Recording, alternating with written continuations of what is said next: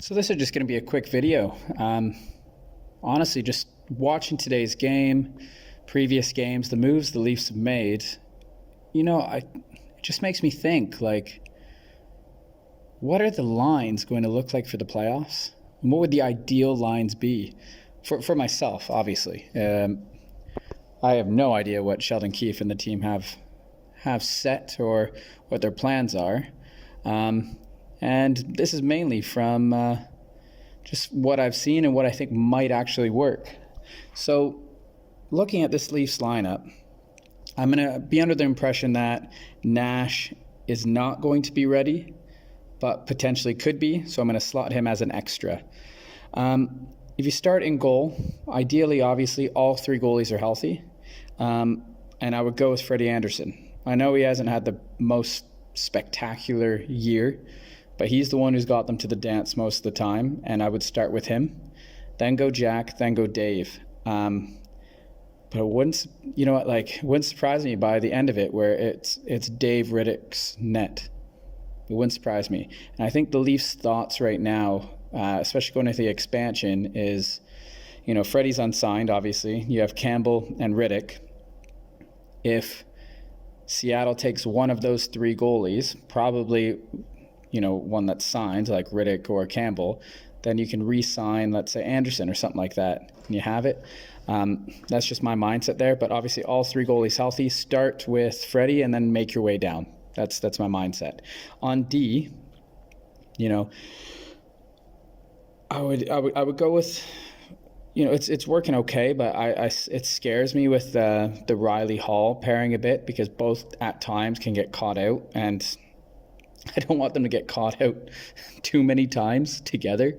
I would literally go back to Riley, Brody, Muzz, and Hall. I think Muzz and Hall will find their chemistry again. And then, to be honest with you, Bogosian, he's been a bright spot for this Leafs team. I would have Bogosian still on D, on that right side. I'd probably say start with Dermott, but it wouldn't surprise me if Sandin got in there. I just don't think that they have as much confidence of Sandin being that third deep pairing as of right now. So maybe just stick with Dermott, but again, Sandin can slot into there. Now for the forwards, that's where it gets dicey. And I'm going to start with who I think will be, in the press box. And obviously I'm going to put Nash in there right now. I think Jumbo Joe. He's had a lot of turnovers lately. And Pierre Engvall, because it's either Pierre's playing great and then makes some silly decisions, or he's playing awful and makes some silly decisions. And at times you think, this guy, he's got the skill set, he's got the speed, he's got the long legs, he's kind of got a muffin of a shot, but it's like you see spurts of brilliance and then he just goes away. So, again, remember, this is just my lines for me. And obviously, I think the bottom, to be fair, it could change anyway. I would stick with Matthews, Marner, and Galchenyuk. I like them. I like them together. I think it works. Obviously, you can throw Hyman in with Galchenyuk, but I think in the playoff bit, and you'll see why in a second, why I think he's better suited being on that third line for now and then filling in where he needs to in the top six. Obviously, he's still going to play, 18 to 22 minutes a night, guaranteed. So Galchenyuk, Matthews, Marner. And then what I really want to see, I know like this past game you saw JT, Nylander, and Kerfoot, and it looked pretty good. But instead, I want someone who's similar to Kerfoot. Small, stocky, will work hard. And I think Nick Robertson, I want to see more of that. I'm just intrigued. Would it stick with the playoffs? Probably not. But I'm intrigued by it. JT, Nylander, and Robertson. And then this is why on the third line, Hyman, I would try Kerfoot at center, and Mikheyev.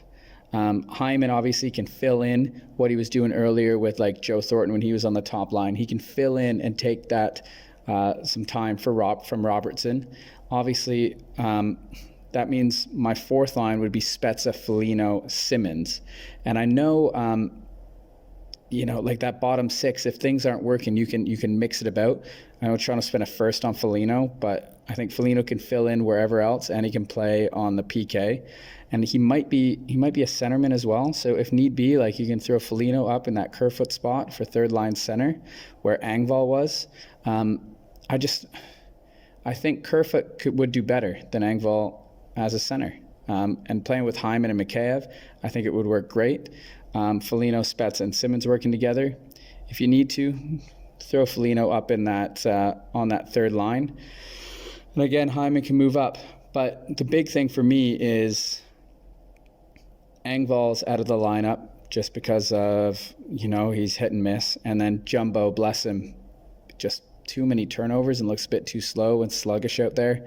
And that would be my ideal, at least, forward group and defensive group, and obviously for goaltending. Lines are obviously subject to change always, and even in my mindset, right? I might see Hyman come back and be like, oh my gosh, just put him back with Matthews and Marner, throw JT, Nylander, and Gauch back together, see how that goes.